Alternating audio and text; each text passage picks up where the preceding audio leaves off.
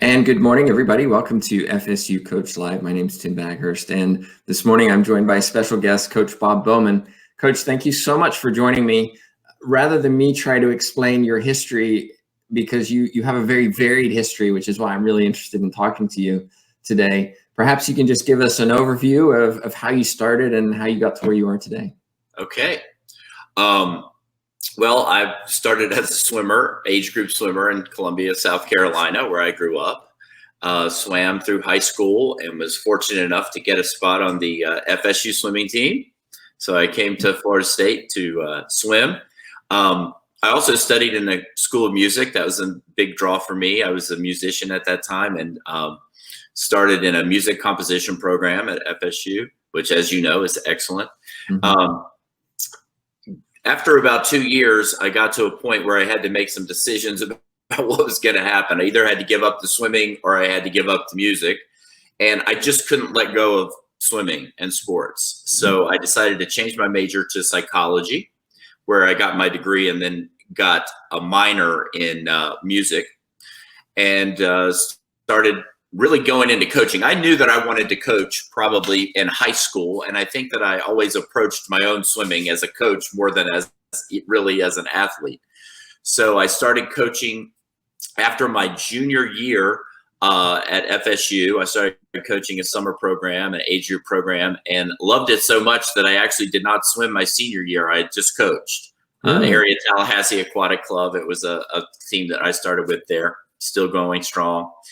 And after I graduated at the end, I guess that was 1987, I took a job in Cincinnati with one of the big clubs and moved around the country trying to learn things. Was in Birmingham, Alabama, Napa, California. Finally ended up in 1996 in North Baltimore Aquatic Club, where I spent the majority of my career. After 8 years there, went to University of Michigan, where I was their men's coach for 4 years, and then came back to Baltimore for about 8 years until I came here to ASU. And this is starting my 6th year at ASU, trying to get our program going. I want to talk about your time with the Olympics and all that in a little while, but one of the things that is interesting is two. One, I hear all the time, well, you can't have a career as a coach, right? You can't make a living as a coach. Mm-hmm. Yet you were doing it before you became a collegiate coach. Right. I think that's important to note. And the second one is you left a coaching job to go back to club swimming. And I'm curious, what is the process for that? Why did you make that decision? I think it was such a unique situation because, Michael Phelps had been with me at Michigan through those 4 years. And that 4-year term culminated in the 2008 Olympic Games. Mm-hmm. And that opportunity presented some things for Michael and myself that were very unique and that were really once in a lifetime opportunities. Mm-hmm. So I did not take that decision lightly. It was very difficult to make. But when I returned to club swimming in Baltimore, Michael and I had an opportunity to start a swimming school, to run our own facility. And honestly, this was the beginning of pro swimming in the United States. And it was an opportunity for me to actually focus on postgraduate and professional swimming. So in terms of my long-term financial future, it was a sound decision. In terms of where the sport was actually going, it was a good decision. I miss Michigan. It was a wonderful opportunity. Certainly a place that anybody who goes there, how special it is. But at that kind of juncture in history, that's how that decision was made.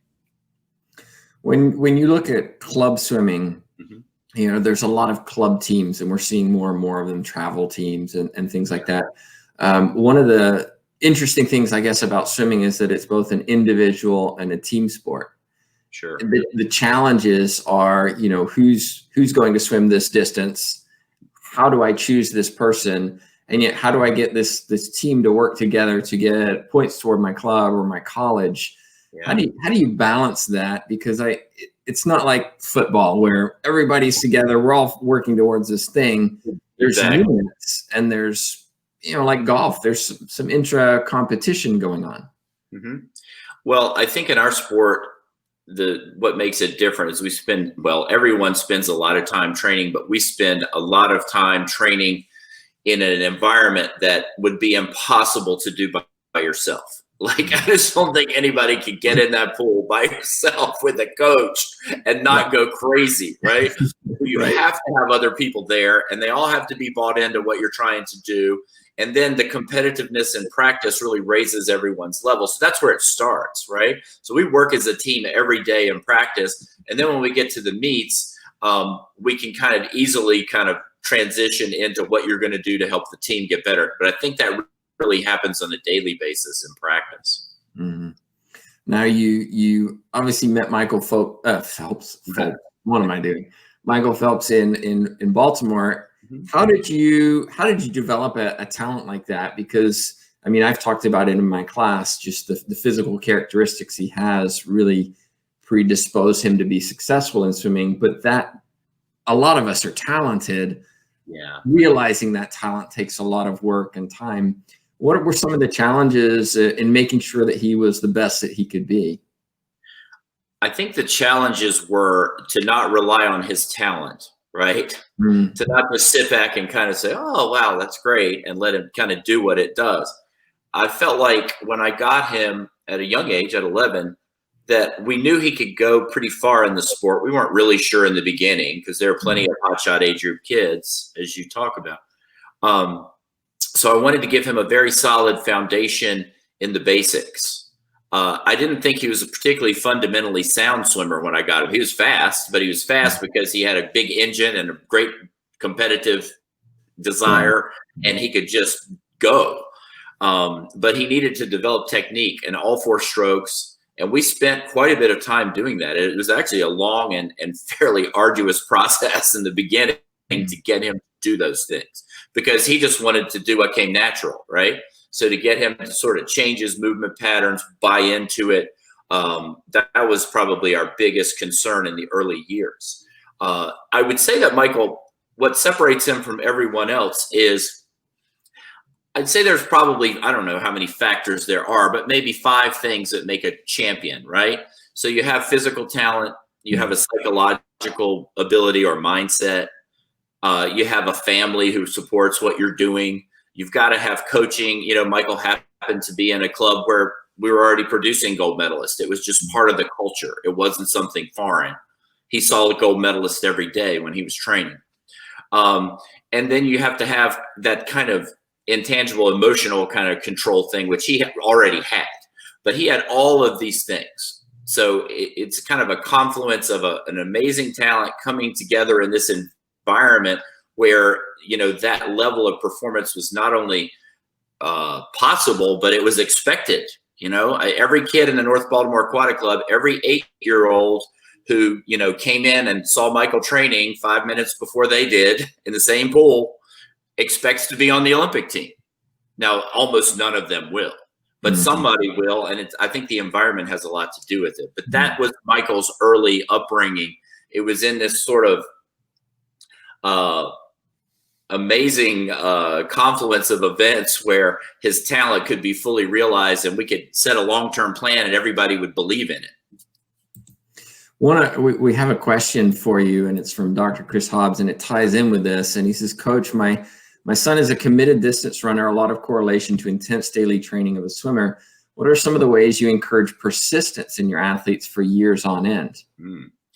Well, I would say one of the advantages we have in swimming over distance running is that they have different strokes, right? So I'm always wanting my kids to be a complete swimmer. So as we kind of go through, the training's intense, but we're able to switch up the strokes, switch up the distances that they swim, kind of focus on pieces of the puzzle. And that kind of makes it more palatable as you go through a very long process. I still think it's the same thing. It's just you have to have short-term goals along the way that kind of guide what you're going to do today, tomorrow, the next 6 weeks, and not think too much about what's happening in 2 years from now, because we have no control over that, basically, right? We have a direction we're headed in, and I think you have to break it down so that basically every practice has a goal and that the athletes know what that is, and they can sink their teeth into that. And I think if you do that day in, day out, that's how they progress and stay motivated. You timed this very well, and this was not planned, but I've used a quote from Michael in one of my classes talking about goal setting, and I just want to share it with you. He says, I have goals, and when I want to do something, it's about what I want to do. It's not what someone else wants me to do. And if I come short, then I'm going to readjust my goals and hopefully get there sometime in the future. My coach and I have healthy goals that we want to accomplish, and we go from step to step, and then hopefully we get there. It's my 10th year setting goals and trying to achieve them. I trust the teamwork between Coach Bob and I to get there, and I trust the goals that I make and the judgment I have.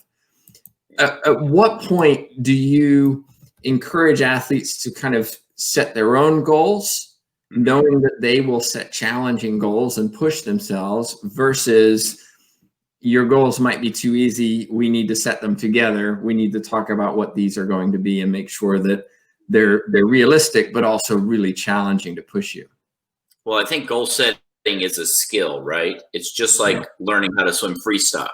And the more you practice it, the better you get. And I describe it, I started with all of my swimmers, probably age 10, 11, 12, with a formal goal setting process where I could kind of walk them through it. And that's what I did with Michael. And if you're a coach and you're trying to help people set goals, here's a good way to think about it. So if you, and now today's kids don't even really know how to do this, but you know what a ring toss is, right? There's a little stick sticking up. Yeah. You have a ring and you throw it on it and try to hit. Yeah. If you had a group of people in general, and you said, okay, here's the stick, here are 3 rings, stand anywhere you want and throw it. There would be a group that would get right up on the stick and then make sure they hit it every time, right? There would be a group that goes so far back that they have almost no chance of hitting it, right? But maybe it'd be a miracle if they hit it.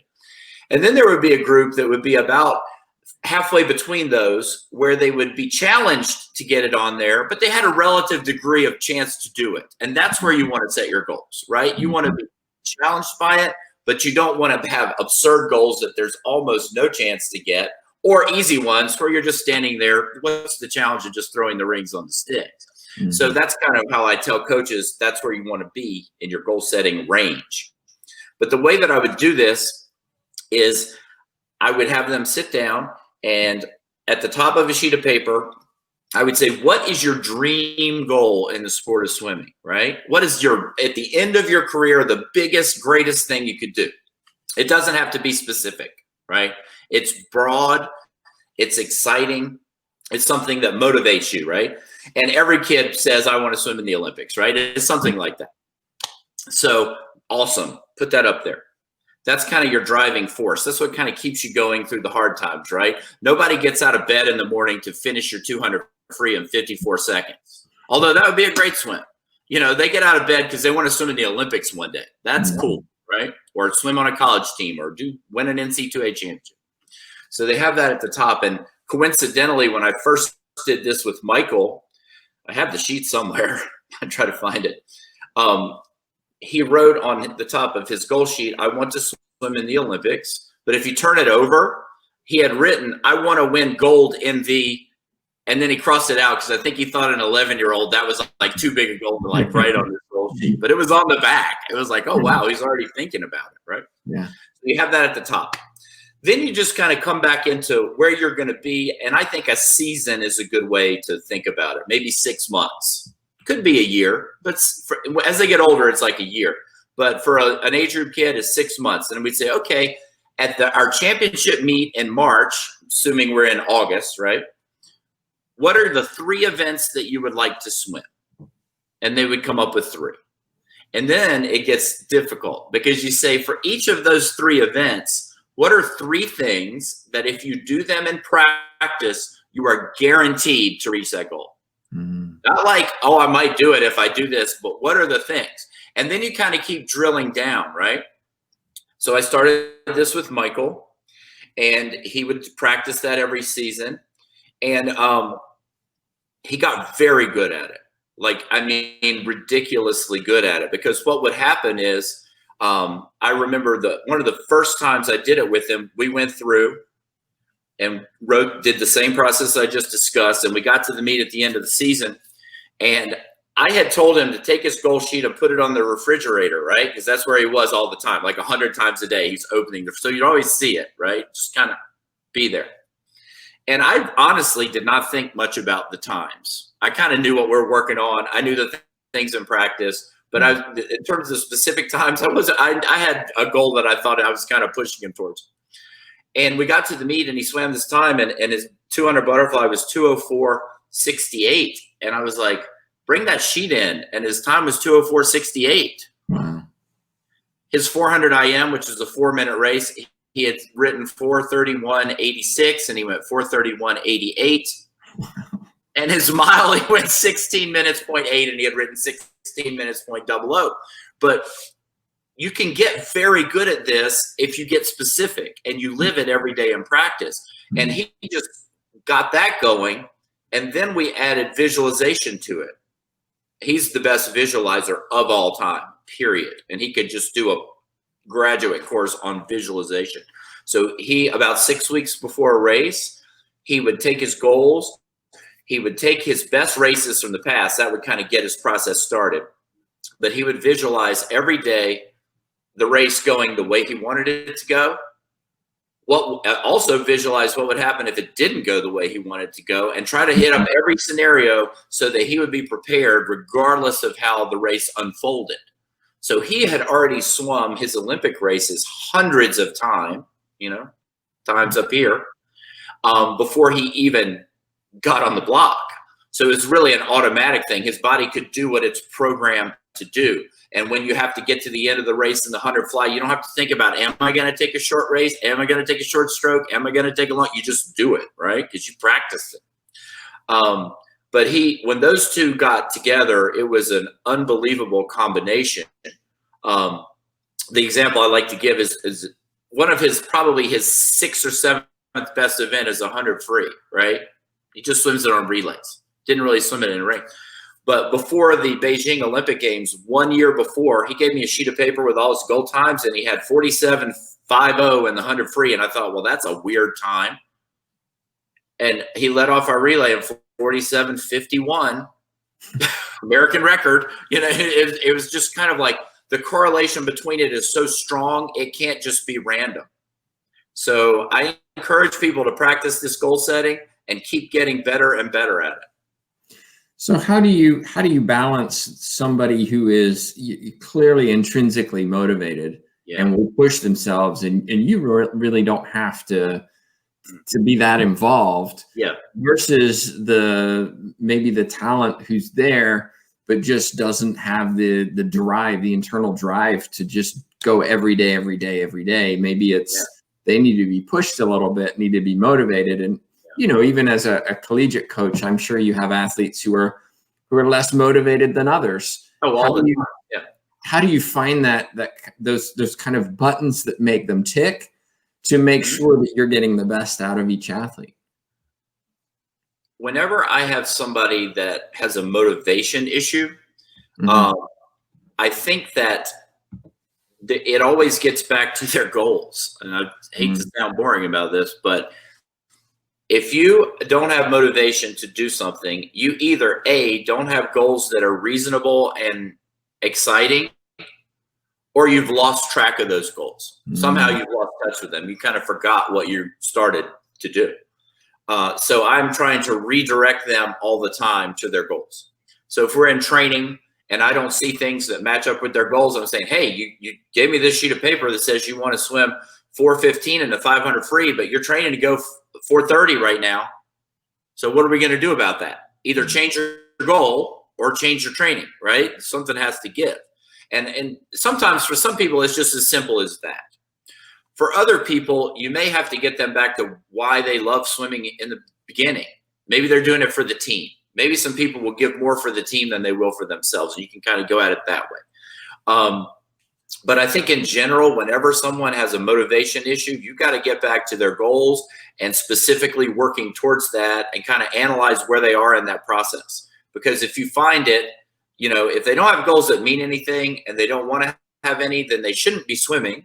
They should be doing something else. Or if they've lost touch with those goals, maybe you can tweak them and bring them back to a point where they can start to see some progress on a daily basis towards those goals.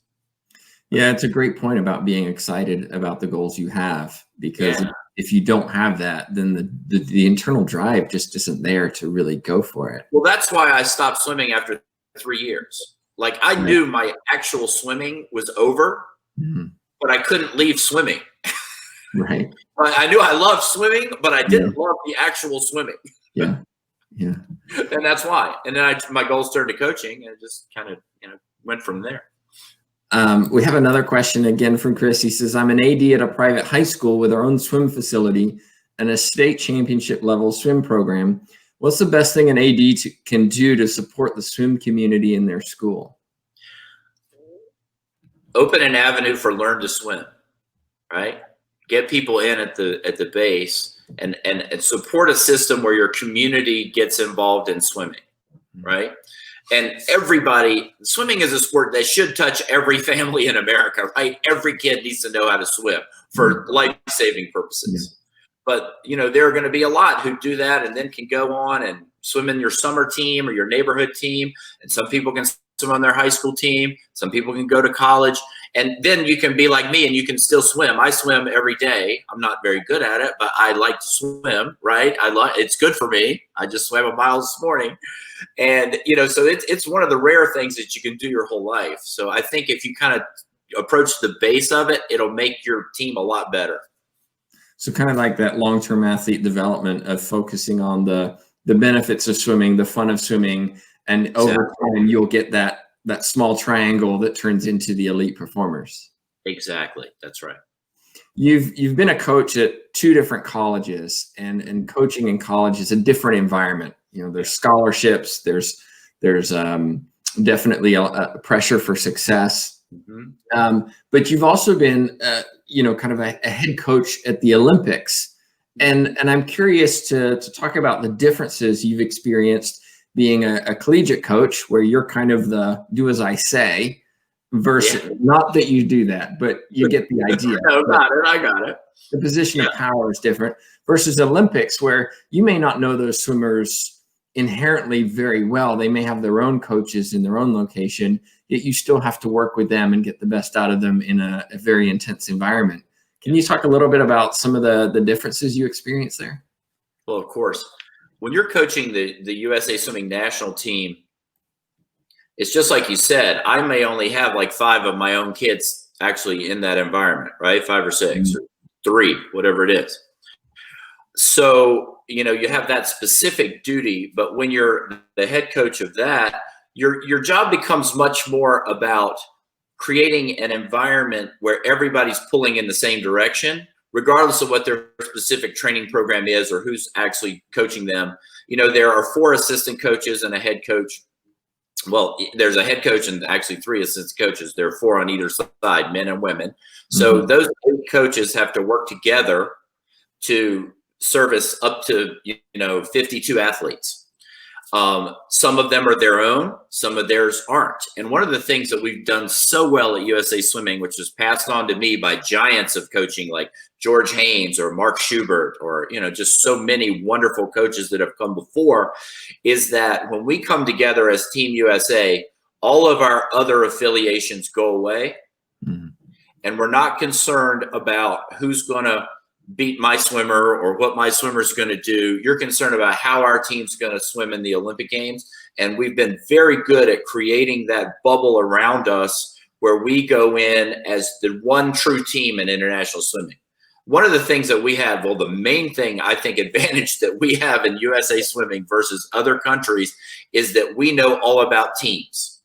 Because that's not the culture necessarily in Europe or, in some other areas. It's definitely our culture is that the team is bigger than us. And particularly when it's your country's team, you're going to give everything you have and move in that direction. So as a coach, my job on the Olympic level is to make everyone feel valued on the team, let them know that their contribution is just as important as Michael Phelps or anyone else, right? and that will work together towards our common goals, and that will help us achieve what we want to achieve. A good example, in 2016, I was a head coach, and there's always a lot of, I don't want to say contention, but there's a lot of drama around how we pick our relays, right? Because we have a lot of talented people, and there are only 4 spots on the relays at night, when they're on TV winning a medal, hopefully. Right. So we want to try to pick who does that and do it so that we win. That's our goal. Our one goal is USA wins all the relays. And it doesn't matter who's on there. Everybody plays a part in it. So we probably, when we started, had at least 12 guys who could swim on that relay. And as we move through the training camp, we get more information about, who we're going to be the 4 that swam in the morning. Then after that, we're going to look at that, and we're probably only going to pick 2 of those to put them on at night. And then you've got people like Michael who didn't qualify in the 100 free, but he's going to be on the relay. So how does all that work? And it's a lot of sort of, I don't want to say politicking, but a lot of that goes on. I'm the one that has to filter all that out, right? And just say, hey, if it's not best for Michael to be on the relay, we won't put him on. We think it is, and it's kind of proven that now for 3 Olympics. So I don't think we have to spend a lot of time on it, but that's one piece of the puzzle. What about the new guys? We had 2 people swimming their first Olympics in the morning. Are any of those people going to be at night? Yeah, one of them ended up on the relay at night, Ryan Held, because of the way he swam his race in the morning, the way he split it. And, that was, whenever we have a morning relay in the Olympics, the coaches get together after that session, all of the coaches, plus the national team staff, and we have a meeting about who's going to be on the relay at night so that we kind of hear every perspective. And that meeting was an hour and a half. It's normally 5 minutes. It's normally, okay, we know who these, no, that 400 free relay was literally an hour and a half because, we made a decision to have Ryan Held swim instead of Anthony Irvin, longtime national team swimmer, Olympic champion. And it wasn't taken lightly. So I feel like my job at that level is to kind of navigate those issues, where my job at ASU is a lot more nuts and bolts. These are, here's our team. I'm trying to get distance swimmers to do this and sprinters to do that. And kind of it's more on a micro level at ASU and a macro level when you're on the national team. I have a couple of questions for you.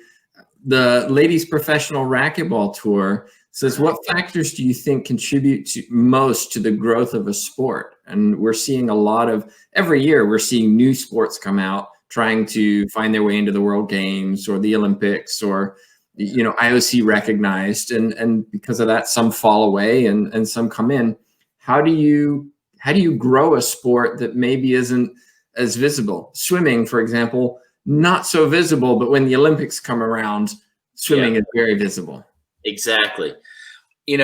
I think for swimming, what we have going for us is, like I said, every kid tries to learn how to swim. Well, most of them, right? We want them all to learn how to swim.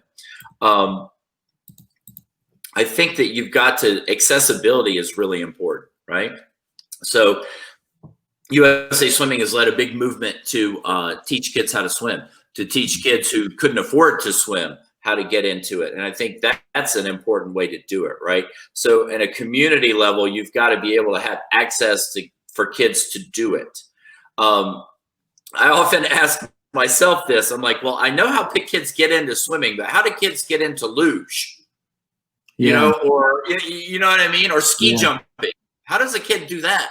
Yeah. And, I'm sure that there are places where you live that you could probably find that, but they're relatively limited. I'm not sure that, in Tallahassee, there's going to be a lot of ski jumping prospects. Maybe. Probably not. But I think so part of it's that. It's like, where is your community? What is your community good? What works there? Obviously, in Florida and Arizona, swimming is a great sport. You're outside. You can do it all the time. So I think that's a key, is how you make your sport accessible to large numbers of people. Another question coming in from Michael. He says, what advice do you have regarding how to sell the 10-year plan in a 10-minute world? And I think what he's asking is, especially parents, they want the immediate success, the quick answers, why isn't my son progressing or daughter progressing right now, when you're looking at what they're going to be as a 20-year-old, not as a 10-year-old. I think it's an education process, right? So, at North Baltimore Aquatic Club, when I was dealing with a lot of parents and of all ages, right? I was the head coach of that program and worked at basically every level. I would say that your job as a coach, first and foremost, is education, right? Mm-hmm. So when I first started, right, we were like, parents are not allowed to practice ever. Don't ever get near, you know what I mean? Like, I do, yeah. Stay out of there.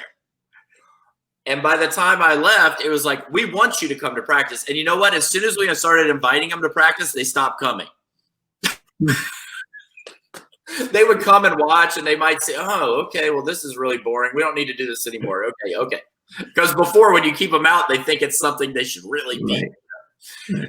But what we wanted to do was open things up so they could see what we're doing, understand how the process works, maybe see little Johnny in the environment and see that maybe he's not paying attention every minute that they think he is, So I think we encourage them to learn that, but we also start talking about what development is. And there are certain windows of time where certain qualities can be developed, right?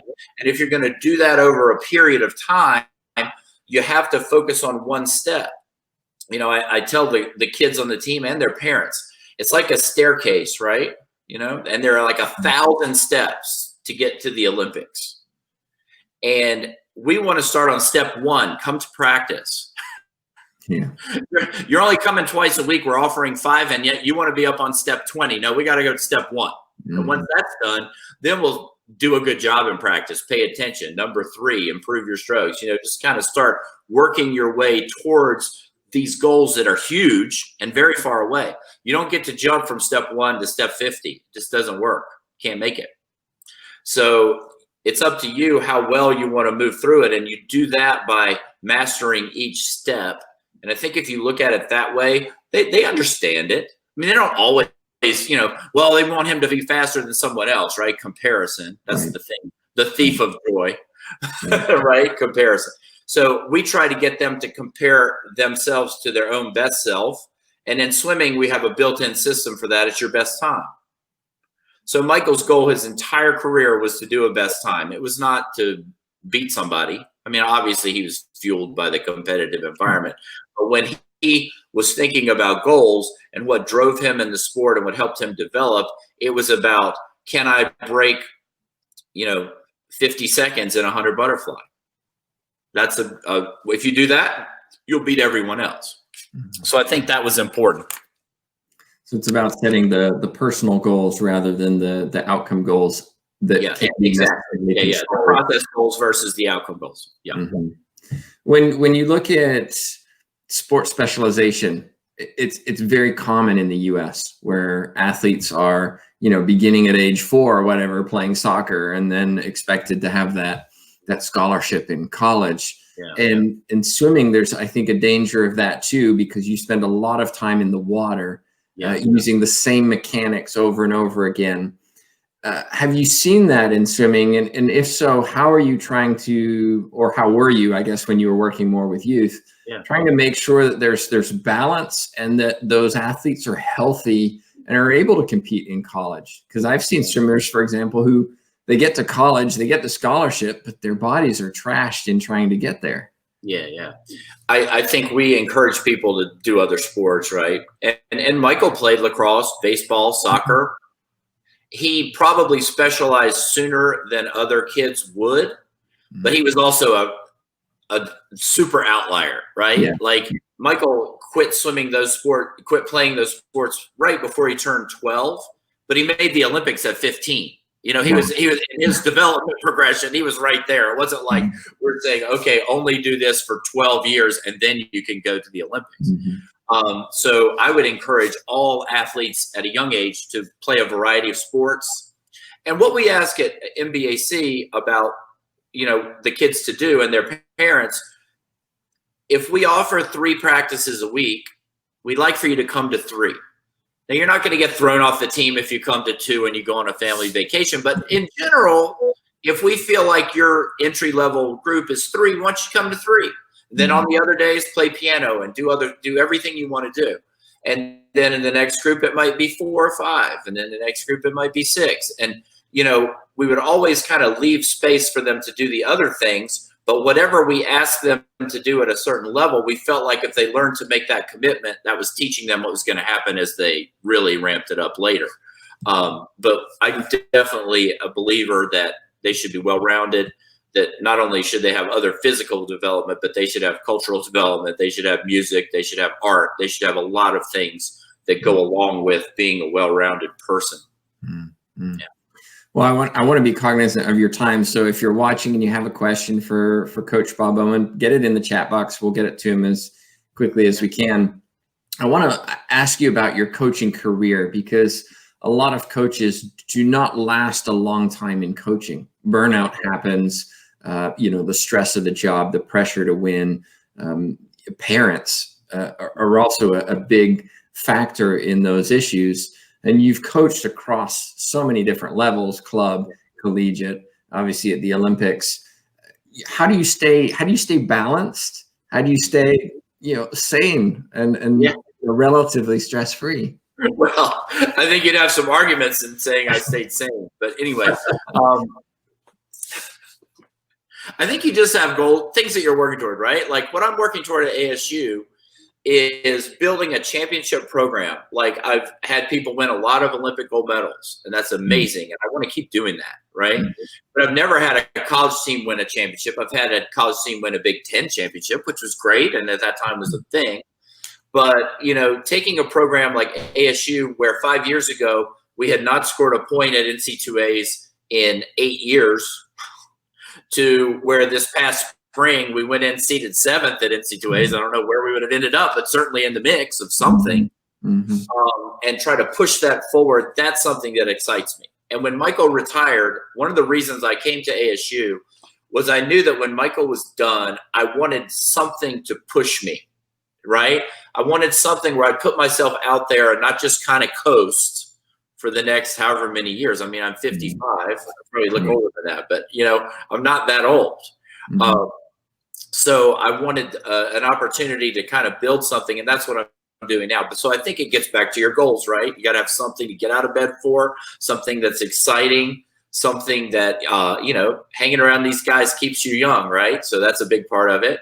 So that's one aspect. The other aspect is I think I'm much better now at taking care of myself than I was earlier, right? I exercise every day. I did yoga before we did this thing, which is crazy. Anybody who knows me is like, what? So trying to do some things like that. I have 3 grandkids down the road now up at Michael's house. So I go play grandpa for 3 or 4 hours a day now during the lockdown. That's been a blessing. So, I think as long as you have those things in place, you can keep going and love it. So it's finding that balance and taking care of yourself, socially and physically. Yeah. Think now to the fact that, a lot of people who are watching this now or may watch this in future are going to be kind of the early career coaches. Yeah. Maybe the Bob Bowmans who are coming out of FSU, really having a little experience, but haven't seen the world, so to speak. Yeah. Based on what you've learned, what advice would you give to them? Be patient. Because I was anything but patient, right? I just wanted to move from one thing to the next, to the next, to the next. And I think had I been a little more patient, my career would have been a little more, I want to say, enjoyable in the early years. Number 2, learn from the best people you can learn from, right?